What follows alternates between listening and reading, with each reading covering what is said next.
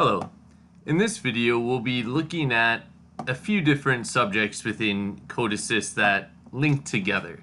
So, our previous video, we went into some of the basics of programming with CODESYS, in this case with structured text.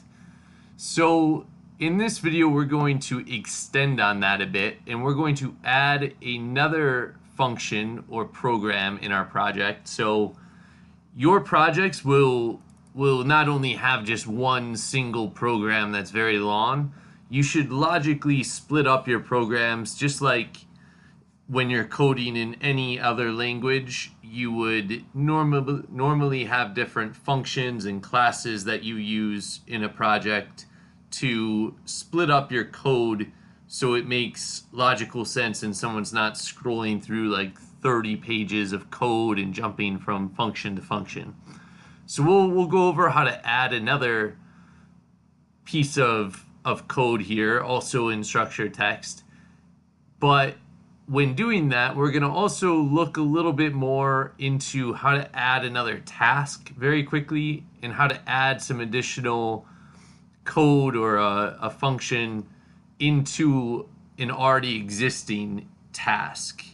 And finally, we'll look at inputs and outputs in this video.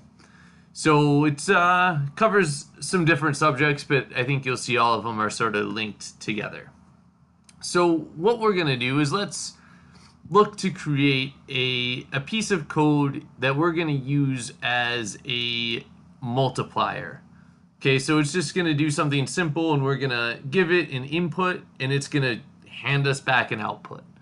So to do that, let's first, and just as a note here, we're starting from the training project that we've been using for all of our projects. If you're just joining us, you don't really need anything special. Any new project will do. You know, we've done some very basic work in our PLC PRG program here, but this is not necessary to start up and continue from just this starting point of the project. So we're going to right click on application and come down to add object, and we're going to find POU down here, and that's what we want to add. So if we want to look here too, we can look at the properties, and we see the object type of this is POU, and it's, you know, in structured text. So we just want to add another one here. So add object, and you'll see there's a lot of objects we can add, and we'll go through these in other videos, at least some of them. So we're going to add POU. We're going to give it a name, so we'll call this you know, multiply function, how about? And we're going to keep it as program, and down here we're going to select, make sure structured text is selected, but again you can select other types. So they have continuous function charts, function block diagrams, instruction lists, ladder logic. So I'm again very used to structured text, so to avoid mistakes and embarrassment on my part, I'm gonna stick to what I know. But if you are familiar with ladder logic, you can choose to do that sort of programming instead. So I'm going to select structured text and say add. And here we go. So multiply function. Okay, so I want to demonstrate something. So just like we've done here, let's create a variable and increment it. And so I'm going to create a variable called test. Just let it auto create for me. It, you know, sets this up. So we went over all of this in the first video. I'm going to initialize it to 0. And here we go. So I'm going to say test is equal to test plus 1. All right. And let's run this. So here we go. So let's make sure if you're, exit back out here. I went a little quick. So in your online catalog, I've made a video about simulation, but just for this purpose, we'll go over it very quickly. So make sure simulation is selected, and then we're gonna hit online or log in. And for you guys, it'll probably pop up a question asking if you want to download it. Yes, you do. For me, since I've already been running this, I don't. It doesn't ask me. So once you're in simulation mode, you should see that and stop, and we're gonna hit start. And you'll notice nothing's happening here. So if we go to PLC PRG, we're increasing our variable like normal, but in this one, it's not doing anything. Okay, so that is because you see here we have our tasks. And our tasks, as we've talked about in the first programming video, control how our application or the code portion here is executed. So you'll notice our PLC PRG program is here, but our multiply function is not. Okay, so this isn't being executed at all. So we need to both add the POU here, but we also need to add it to a task or create a new task if we want. So let's first go over adding it to an existing task. So let's say we already have this main task that's executing cyclically every 200 milliseconds. So let's say that was good. That's fine for this new program. So we just want to add it. So we're going to right click and say add object, program call, and it says POU to call. So let's click on the buttons and we're going to find our application. So you'll notice we have our Visu elements, which is already added here. But if we click application, we see our multiply function. So if we double click that, it'll show up in this box and we can say add. Okay, so now we see our multiply function here. And now let's try this again. So we go online, our program's changed, so it asks us, and we say log in with download. Okay. So now, when we click it, our variable is incrementing like we expect. Okay, so that's good. So we need to make sure when we add a POU to our project, we also add it to a task. Okay, so that brings me to the second point.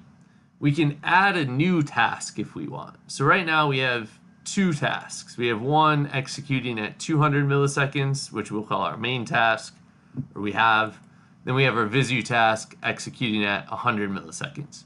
So, you know, normally maybe this would be a little faster. We executed at 20 milliseconds. Okay, so let's say that we want this task to execute quickly. Okay, we want it always updating.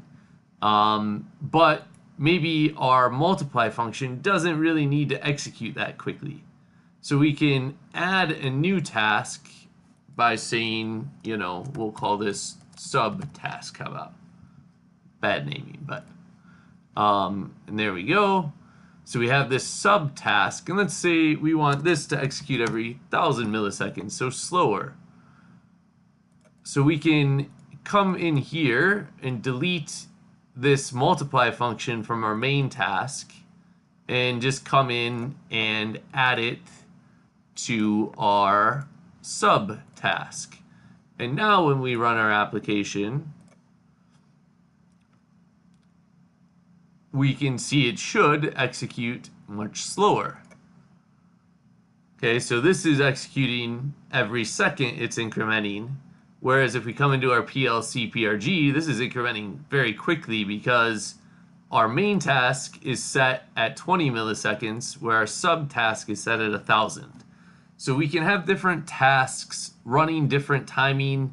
We can even, you know, have one be an event type task, and those things would be handled with events. We'll go over that in another video, but for now we have a couple different tasks. Okay, so we've added a new POU to our project. We've talked about how to add it to a task or create a new task if the timing of the existing tasks are not what you want. And I would caution too, you should manage your timing. So your main task right now is very quick. So this is good if you want to update can variables, for instance, and you want to make sure that these are always up to date. Then you should use a quicker timing. 20 milliseconds might be a bit aggressive, but maybe 50 milliseconds is okay. So for your Visu tasks, I usually go about 200 milliseconds. It's tough for a human eye to see more updates than 5 times a second. The only time where you might want to get a little lower is if your values are changing very quickly and you don't want to see a jump in, for instance, like a gauge that's going to be moving up or down. Maybe this 200 milliseconds would create more of a jump in the gauge meter than you would like if the value is moving up or down very quickly. But other than that, essentially the more times you update, whether it be things linked to your main task or your Visu task, the more processor utilization you're going to use. So the more your processor is going to be strained. So again, this is, it's hard to say as a general thing because it really depends on the size of your application, the number of screens you have, the number of objects that are updating. It's difficult to say if something's going to give you a problem or not, but I would just say if something doesn't need to update quickly, then change your task timing or create a new task and add things that maybe don't need to be updated that quickly to subtasks. Okay, so lastly in this video, let's look at inputs and outputs for a POU. So if we come to our multiply function, let's instead let's remove this var and we're going to remove this. And we're going to call this test. We're going to call our input test in and hit enter. Okay, so in this case, our scope, let's make this a var input to our multiply function. And so that's good. We've gone over most of what this means in the previous video on programming. We can initialize it to 0 and hit OK. And no problem, it's complaining about this here. So you'll see it, and it gives you a little help here. So it'll underline the program that has an issue, and if we just go ahead and delete this and save it, we should see that underline disappear. So we now have an input, and we could again do the same thing by creating test out, or we could do it manually by just simply copying our input syntax, say var output, which it gives you some help here. Let's make this test out. Let's make this a real value. So we're gonna output a real value because it's gonna have a decimal. Okay, and let's then just simply make our test out and set it equal to test in divided by 2 times 3. How about? So just some simple math that is going to most likely usually result in a decimal point. Okay, so we now have set up our functions here, or our main function. So again, remember this task is set to execute every 1,000 milliseconds. And this one's going to be faster. So, but all we're going to do is every time we can, so our increment variable is incrementing by 1. And then and it's down here resetting at 200. So let's look at, there's 2 different ways we can pass in variables. So if we say multiply function, We find that, and then use the period. It'll show you test in and test out. So you can actually set these directly. So I could say test in is equal to increment variable. And then I could also say, let's create a new variable that is a real value, because if you remember here, our output to this is a real value. Okay, so if we tried to create an int, so I'll say multiply output. Okay, let's do it as an int first. Okay, so I'm going to use this multiply output. There it is, multiply output. So I'm going to use the variable that we created up here to hopefully hold the output of our multiply function. So I can find multiply function dot test out. Okay, so that's our output. So you can see here what we're doing is we're setting our multiply function input as our increment variable. So it's going to increment and then assign that value as the input. And then here we want to say, okay, now get the output of that function. So our multiply output is the variable that we set up here. We're setting equal to the output from the multiply function test out. Okay, but you can see it underlines it in red, and it says cannot convert real to type int. Okay, because this test out is a real variable type here, and here we've said our increment or multiply output is an int. Okay, so once we change this to a real, then we're all set. Okay, so let's see how this works. So we're going to go online, download it, and play this. So we're getting these values, but we can see our test input is these values, but you'll notice this only gets updated about once a second, right? And that's because this function, even though these values are changing very quickly, because this is pushing them here and this is changing, this value is only changing once a second, and that's because of our task timing. So remember, our multiply function is only being calculated once every second. So that means once, even though these values keep changing, only once a second will it grab this value and calculate our output. So our program works as expected. I will show another way to do this though, because I don't like seeing it quite like this. So I think this is a bit confusing. So instead of handling our inputs and outputs like this, let's do them a different way. So type multiply function and then hit the not parentheses, the open, drawing a blank here, whatever that symbol is you see on my screen.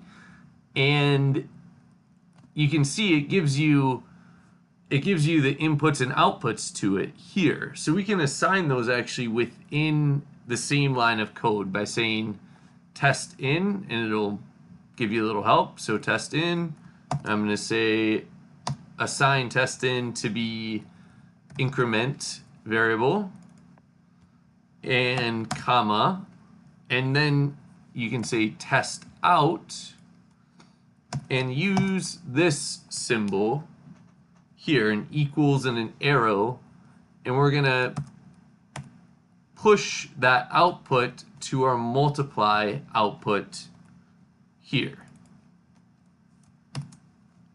Okay, so this line of code serves the same function as our 2 lines did earlier, and I think it's a much cleaner way to represent your calls to a function as an input and pushing it to an output. So we should experience the same thing though. Maybe we'll get a real value of some decimals. Does not look like it. Okay, so we have essentially done the same thing with our multiply function here as we did with our inputs and outputs. So that should be it. There's a couple little bit of strange things I'd have to look into about, you know, why we're not getting real values and we're updating a little quicker than I'd think. But instead of spending video time trying to work out what's going on, I'll end it here. And I think this defines and gives you a good basis to go on and how to add additional POUs, add additional tasks, and call these POUs with inputs and outputs and how to use those. So obviously, you know, we did something very simple here. We have one input and one output, but we could certainly specify multiple inputs and an output, or multiple outputs, or variables within this that are not being used as an input and an output. Okay, I think that does it for this video. Thanks for watching, and tune in for the other videos.